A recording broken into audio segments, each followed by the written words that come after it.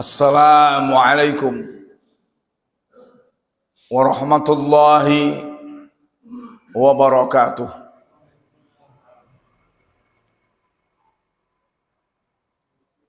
Innal hamdalillah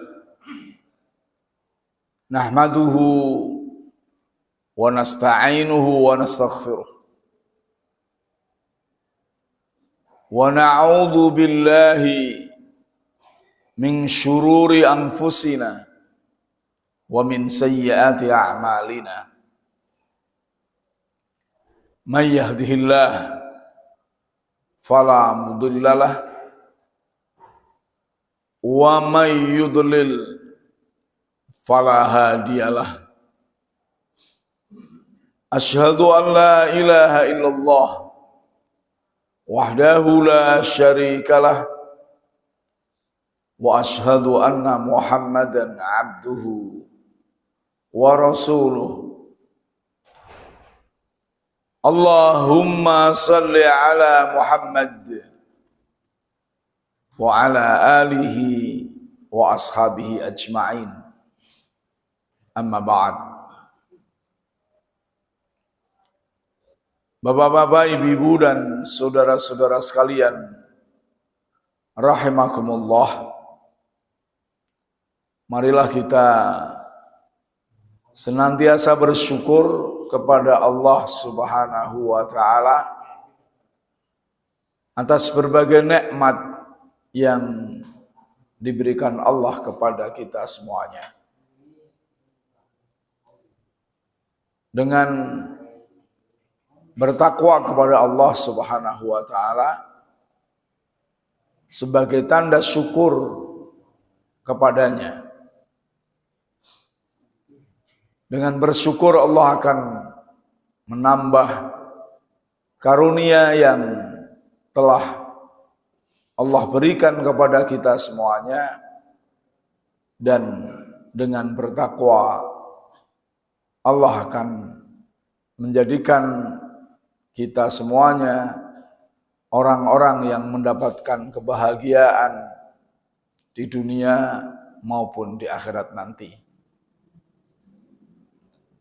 Salawat dan salam semoga terus tercurahkan kepada Nabi kita Muhammad sallallahu alaihi wasallam, keluarganya, para sahabatnya, dan umatnya yang setia mengikuti sunnah-sunnahnya. Bapak-bapak, ibu-ibu, dan saudara-saudara sekalian rahimakumullah,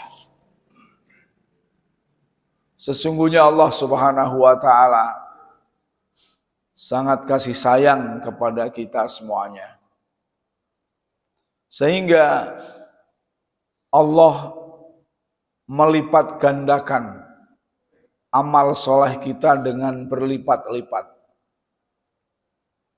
Hal ini diterangkan dalam Al-Quranul Karim, dalam hadis nabawi maupun hadis qudsi. Pagi ini kita kaji salah satu dari hadis qudsi yang menjelaskan akan kedermawanan Allah Subhanahu wa ta'ala terhadap hamba-hambanya yang beriman dan beramal soleh. Haddatsana Abu Ma'mar, haddatsana Abdul Waris, haddatsana Ja'ad Abu Utsman, haddatsana Abu Raja al-Ataridi an Ibni Abbas radhiyallahu anhuma anin Nabi sallallahu alaihi wasallam fima yarwi an rabbih azza wa jalla qala innallaha katabal hasanati wasayyiati summa bayyana dzalika faman hamma bihasanatin falam ya'malha katabahallahu lahu 'indahu hasanatan kamilatan fa in huwa hamma biha wa amilaha katabahallahu lahu 'indahu asra hasanatin ila 700 da'fin ila ad'afin katsiratin wa man hamma bisayyi'atin falam ya'malha katabahu Allahu lahu indahu hasanatan kamilatan fa in huwa hamma biha fa'amilaha katabahu Allahu lahu sayyi'atan wahidatan. Hadis Sahih Al-Bukhari. Artinya Abdullah bin Abbas radhiyallahu anhu meriwayatkan dari Rasulullah sallallahu alaihi wasallam sebagaimana yang beliau riwayatkan dari Rabb-Nya tabaraka wa ta'ala, dari Allah Subhanahu wa ta'ala. Beliau bersabda, sesungguhnya Allah mencatat kebaikan-kebaikan dan keburukan-keburukan, lalu menjelaskannya. Siapa yang berniat melaksanakan kebaikan namun tidak jadi mengerjakannya, artinya tidak jadinya itu ada suatu halangan. Misalnya seseorang berniat untuk membaca Al-Quran setelah sholat maghrib, ternyata ketika baru akan membaca ada tamu yang harus ditemui, maka dia tidak jadi melaksanakan niatnya itu, tidak jadi membaca Al-Quran. Yang sedemikian itu Allah tetap mencatatnya sebagai satu kebaikan sempurna di sisinya. Jika ia berniat melakukan kebaikan lalu mengerjakannya, misalnya tadi berniat untuk membaca Al-Quran setelah sholat maghrib, lalu dia membacanya, dia ada halangan.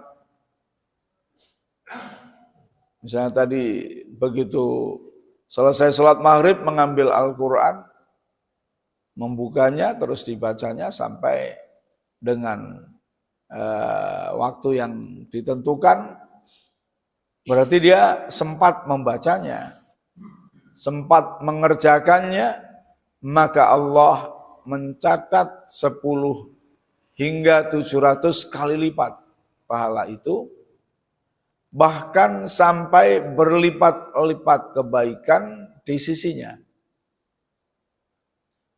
Jika seseorang berniat melakukan keburukan, namun dia tidak jadi melakukannya, karena sadar bahwa itu keburukan, sadar itu kejahatan, sehingga ditinggalkan, maka Allah mencatatnya sebagai satu kebaikan sempurna di sisinya.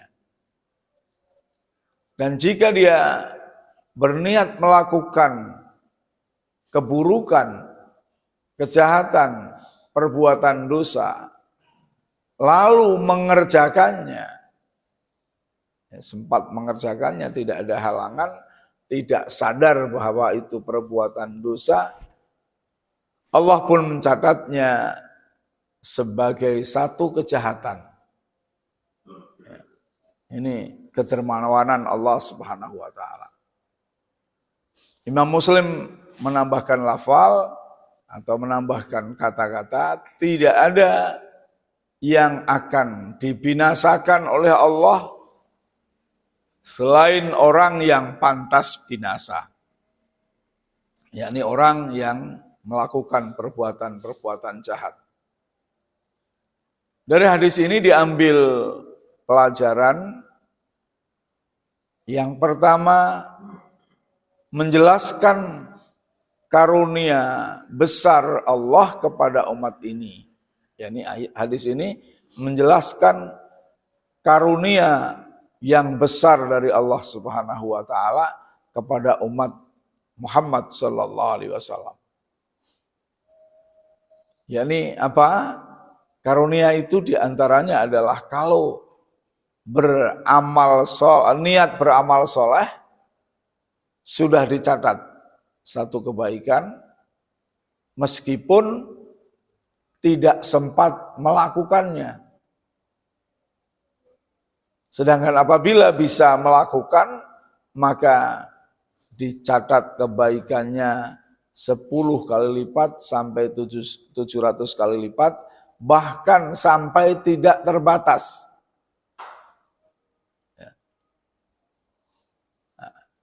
Sedangkan ketika berniat jahat dan belum dilakukan, belum dicatat sebagai kejahatan. Dan kalau ditinggalkan, maka menjadi satu kebaikan. Sedangkan kalau dijalankan, hanya satu kejahatan yang dicatat oleh Allah Subhanahu wa Ta'ala. Karunia yang besar. Seandainya bukan karena apa yang disebutkan dalam hadis ini, hadis di atas tadi, niscaya kemalangan kita akan besar. Kemalangan diri seseorang akan besar. Kenapa? Karena perbuatan buruk hamba, perbuatan buruk kita lebih banyak dilakukan. Kalau kita introspeksi, maka antara niat buruk dan niat baik, perbuatan buruk dengan perbuatan baik, banyak perbuatan buruknya. Apalagi kalau kita masih muda, masih remaja, mungkin niat untuk sholat berjamaah itu enggak ada sama sekali. Ya. Tapi kalau niat untuk nonton pertunjukan orkes, niat untuk berfoya-foya, untuk menggunakan waktunya yang sia-sia, itu banyak sekali pada waktu kita muda. Ada yang terlaksana niat itu, ada pula yang tidak. Jadi lebih banyak. Sedang kita manusia pada umumnya sadar itu umur 50 barangkali baru sadar ibadah. Kalau kita hitung, berarti waktu lebih banyak yang tidak digunakan untuk beribadah. Karena kalau umur kita itu 70, otomatis hanya 20 tahun yang sudah niatnya bagus. Yang 30 tahun itu niatnya kurang bagus. Nah, setelah tua, kalau kita lihat yang nampak kita rasakan adalah masalah uang. yakni uang yang diniatkan untuk ibadah, untuk amal soleh, itu sangat sedikit dibandingkan dengan yang diniatkan hanya untuk kehidupan dunia. Ya. Hanya untuk kehidupan dunia. Misalnya diniatkan untuk investasi, diniatkan untuk tabungan, diniatkan untuk anak cucu. Ya. Itu lebih banyak dibandingkan yang diniatkan untuk sedekah untuk amal. Mending kalau diniatkannya sudah untuk yang baik, meskipun berkait dengan keluarga. Nah, kalau niatnya hanya ditumpuk bagi yang punya, itu ya kerugian besar. Yang kedua, para malaikat juga mencatat amalan hati. Kenapa kita katakan para malaikat mencatat amalan hati? Karena niat baik itu sudah dicatat oleh Allah, akan diberi satu hasanah meskipun belum dilakukan. Berarti amalan hati, niat itu adalah amalan hati. Maka yang benar, malaikat mengetahui, mencatat amalan hati. Kemudian yang ketiga, hadis qudsi ini juga menetapkan adanya pencatatan kebaikan dan keburukan dalam setiap kejadian, serta pahala dan dosa.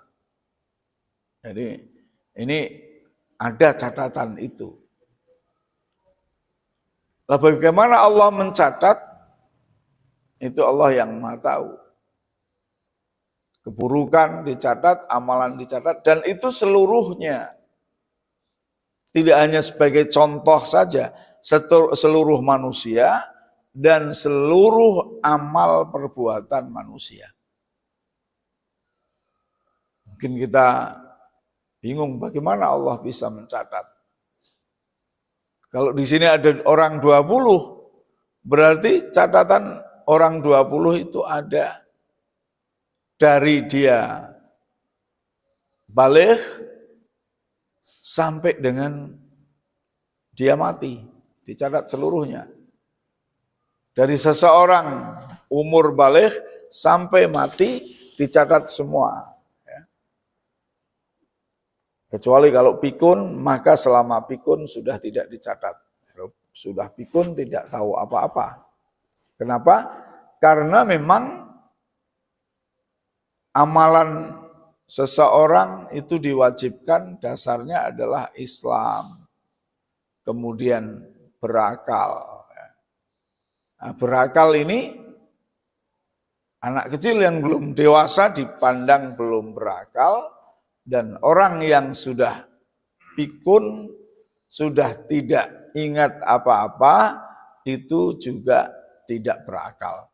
Orang gila misalnya, maka itu semuanya tidak dihitung dosa manakala dia melakukan sebuah perbuatan dosa. Sebagaimana keterangan Rasulullah, rufi al-qalam an salasin. Tidak dicatat kejahatan dari perbuatan 3 kelompok manusia, yakni yang pertama, yakni as-sabiyyu hatta yahtalima, anak kecil sampai baligh, an-naimu hatta yastayqidha, orang tidur sampai dia terjaga kembali, bangun. Kemudian wal majnunu hatta yufiqa, dan orang gila sampai dia sembuh kembali, artinya orang yang tidak berakal. Jadi ini Allah mencatat atau malaikat mencatat kejahatan dan keburukan semuanya, lalu diberi pahala. Kemudian kebaikan serta keburukan yang terjadi ditentukan dan ditulis serta telah menjadi ketetapan.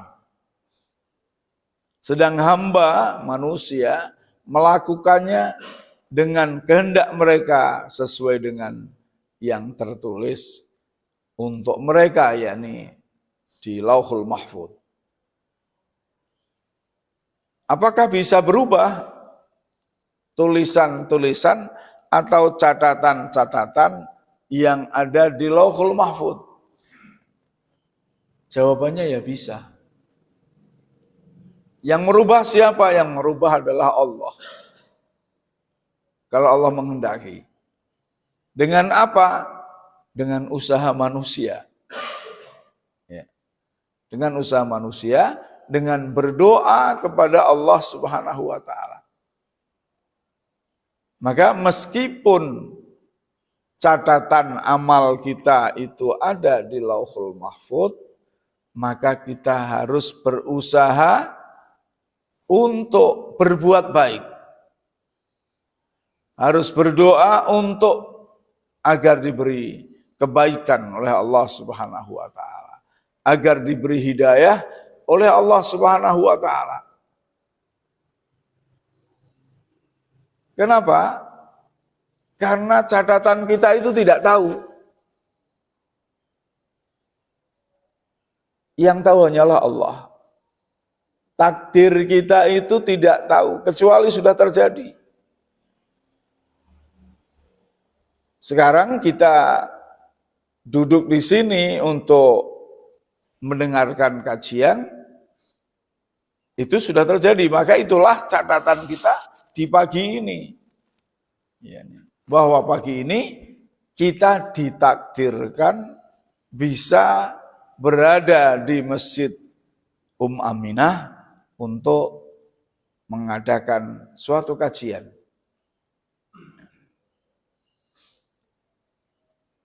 Yang kedua, manusia diberi akal oleh Allah untuk memilih yang baik dan yang buruk.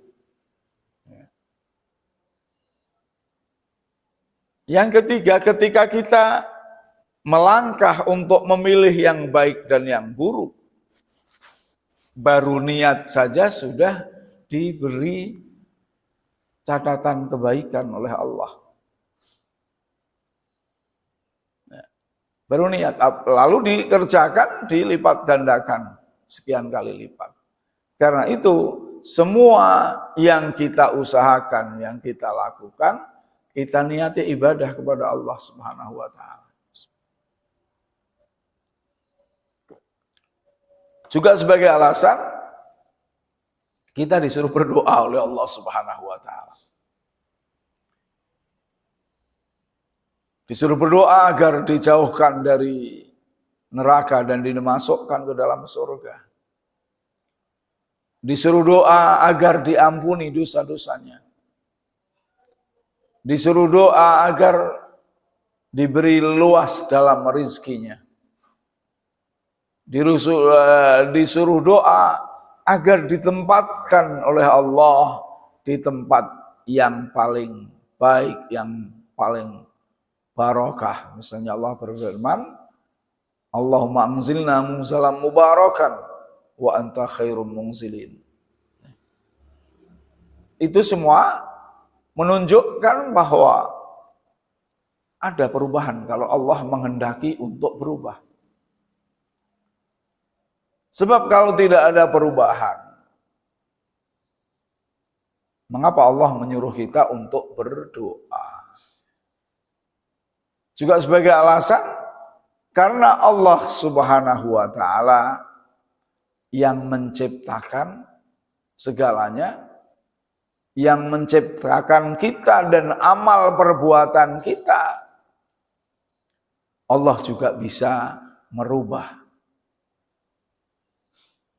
amal kita apabila Allah menghendaki.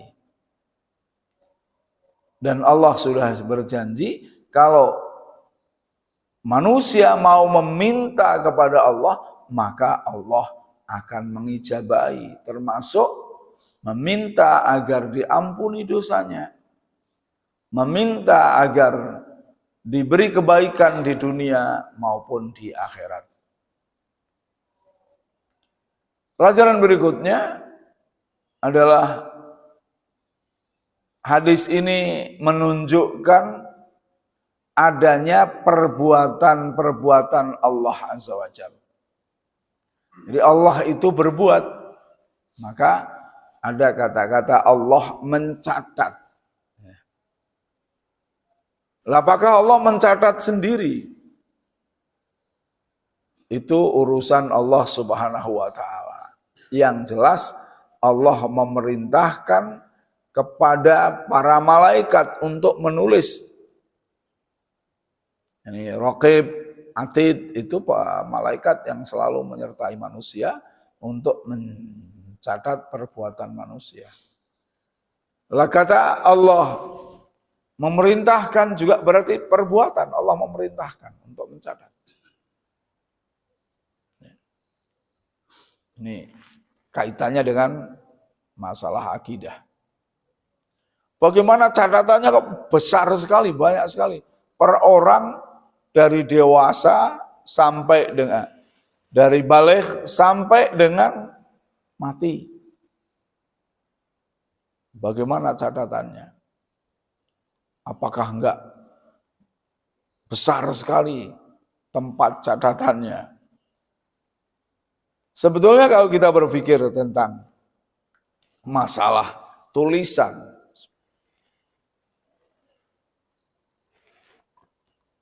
itu di dunia saja sudah bisa dipakai gambaran. Di akhirat wallahu alam bisawab, akan tetapi gambaran di dunia ini komputer yang sekecil ini ya, isinya buku ribuan. Misalnya di sini ada 2 perpustakaan, ada perpustakaan Maktabah Asy-Syamilah, ada perpustakaan yakni Al-Waqfiyah, Maktabah Al-Waqfiyah, yang jumlah bukunya ratusan jilid. Ratusan ribu, bukan ratusan 100-200. Maka seandainya ini berbentuk catatan buku, ya ini masjid ini nggak cukup untuk memasang, dipasang rak kemudian dikasih buku. Nggak cukup. Namun dengan teknologi cukup segini, bisa dibawa kemana-mana. Bisa dibawa kemana-mana. Bukunya persis buku yang dicetak. Belum lagi kalau kita mau ngelihat misalnya perpustakaan nasional, ya ora usah sing internasional, sing nasional ning Indonesia, ning Jalan Keramat itu besarnya bukan main perpustakaannya. Kita bisa membaca dari sini. Berarti ora sulit. Kita enggak, kalau zaman dulu mungkin mempertanyakan itu wajar. Tapi zaman sekarang wis wow, yang membuat manusia yang membuat program komputer seperti itu adalah manusia buatan Allah, bukan robot. Ya. Otaknya diberi oleh Allah Subhanahu wa taala. Kalau buatannya saja begitu hebatnya, apalagi yang membuat, yang menciptakan. Ya sangat mudah sekali bagi Allah Subhanahu wa taala. Ya. Sangat mudah. Kemudian berikutnya adalah adanya perintah Allah Azza wa Jalla kepada makhluknya. Maka diperintahkan untuk berbuat baik. Dan juga Allah Subhanahu wa taala menulis kebaikan dan keburukan mereka secara takdir, yakni takdirnya. Tadi sudah kita sampaikan, takdir itu dapat diketahui setelah terjadi. Nah, catatannya itu disebut qadha. Catatan yang di Lauhul Mahfuz. Juga berikutnya adalah nomor 8 ini sebetulnya, yakni memperhitungkan niat dalam amal. Dan dampak niat itu amat sangat tinggi dalam amal perbuatan. Karena apa? Karena perbuatan itu terjadi dari niat dulu. Nah, niat ini dalam hati. Kemudian niat itu terus menimbulkan ucapan dan menimbulkan perbuatan. Maka antara niat yang diucapkan saja dengan niat yang tulus dari hati itu akan lebih kuat niat yang tulus dari hati. Misalnya kita mengatakan, aku Pak Sodakoh, saya mau wakaf, saya mau ini itu, tapi hanya di lisan. Maka begitu kita baru mengucapkan itu sudah selesai, lupa. Tapi kalau niat itu ada dalam hati, melalui hati itu lebih dalam. Terus diingat terus. Sehingga akan akhirnya tercapai. Dan tentunya Islam menilai sebuah amalan diantaranya adalah dari niatnya. Ikhlas atau tidak ikhlas. Nah, ketika orang itu ikhlas, dapat pahala. Apakah itu ikhlas? Niat melakukan perbuatan baik, ataukah itu ikhlas untuk meninggalkan perbuatan jahat? Dapat pahala dari Allah Subhanahu wa ta'ala, keikhlasan. Tapi tanpa niat ikhlas dalam berbuat, kita tidak akan mendapatkan pahala dari Allah Subhanahu wa ta'ala. Yang berikutnya,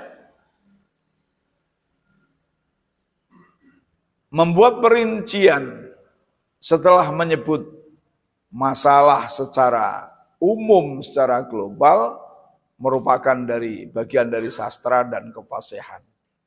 Jadi sebaiknya dalam niat atau dalam melakukan sesuatu, menyebutkan sesuatu kemudian disertai dengan keterangan sesuatu tadi. Maka Allah Subhanahu wa ta'ala mencatat kebaikan dan keburukan. Summa bayyana, kemudian Rasulullah menjelaskan bahwa Allah menjelaskan, yakni barang siapa yang melakukan kebaikan dan tidak sempat mengerjakannya, maka akan mendapatkan satu hasanah. Dan barang siapa yang berniat untuk melakukan kebaikan lalu dia tidak sempat mengerjakannya, dia akan mendapatkan, dan sempat mengerjakannya, dia akan mendapatkan 10 hasanah sampai 700 hasanah sampai dengan tidak terbatas. Begitu dalam kebaikan. Sedangkan dalam kejahatannya, barang siapa yang niat kejahatan lalu dia menggagalkan niat itu, maka dia dapat 1 hasanah. Dan barang siapa meniat berbuat jahat dan lalu sempat mengerjakan perbuatan jahat itu, maka dia mendapatkan 1 sayyi'ah, 1 kejahatan. Itu berarti keterangan. Maka kalau kita misalnya niat, saya akan berniat sodakoh, setidaknya dalam hati kita timbul, kapan ya sodakoh ini akan saya berikan? Oh, nanti saya ke masjid misalnya. Atau nanti pada saat ini. Nah, ini menunjukkan adanya keterangan rinci sehingga akan dilakukan. Berikutnya adalah keinginan melakukan kebaikan akan tercatat sebagai 1 kebaikan. Keinginan atau niat. Yang terakhir adalah kemurahan dan kasih sayang Allah serta kebaikannya. Dalam hadis ini menerangkan tentang kemurahan dan kasih sayang Allah serta kebaikan Allah. Kenapa? Karena orang yang berkeinginan melakukan kebaikan akan Allah tulis sebagai satu kebaikan, sekalipun tidak jadi dikerjakan, dilaksanakan karena satu halangan.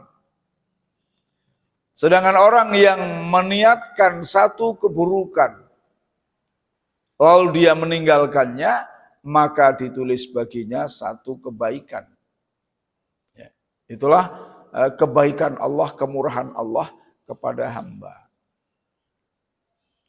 Maka hadis ini memberikan motivasi kepada kita, bagaimanapun kejahatan yang sudah kita lakukan, apabila kemudian kita sadar dan kejahatan itu kita tinggalkan, lalu kita ganti dengan kebaikan-kebaikan, maka bisa kebaikan yang kita lakukan itu memberatkan timbangan kebaikan yang kita miliki. Kenapa?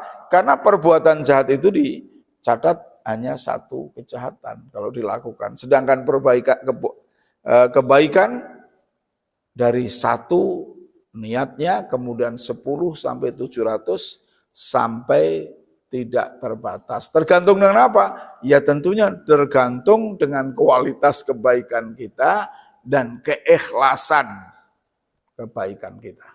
Ya. Bapak-bapak, ibu-ibu dan saudara-saudara sekalian rahimakumullah. Barangkali cukup ini yang dapat saya sampaikan. Kalau ada pertanyaan saya persilakan. Monggo. Tidak ada, kita cukup dengan doa. Allahumma sholli ala Muhammad wa sallim wa radhiyallahu an kulli sahabati Rasulillah ajma'in. Walhamdulillahi rabbil alamin. Allahumma la tada' fi jam'ina wa majlisina hadha dhanban illa ghafartah wala hamman illa farajtah wala dainan illa qadaitah wala maridan illa syafaitah wala mujahidan illa nasartah wala hajatan min hawaijid dunya hiya laka ridwan wala nasolahun illa qadaitaha ya arhamar rahimin. Rabbana atina fid dunya hasanah wa fil akhirati hasanah wa qina adzabannar. Subhana rabbika rabbil izzati amma yasifun. Wassalamun alal mursalin walhamdulillahi rabbil alamin. Wassalamualaikum warahmatullahi wabarakatuh.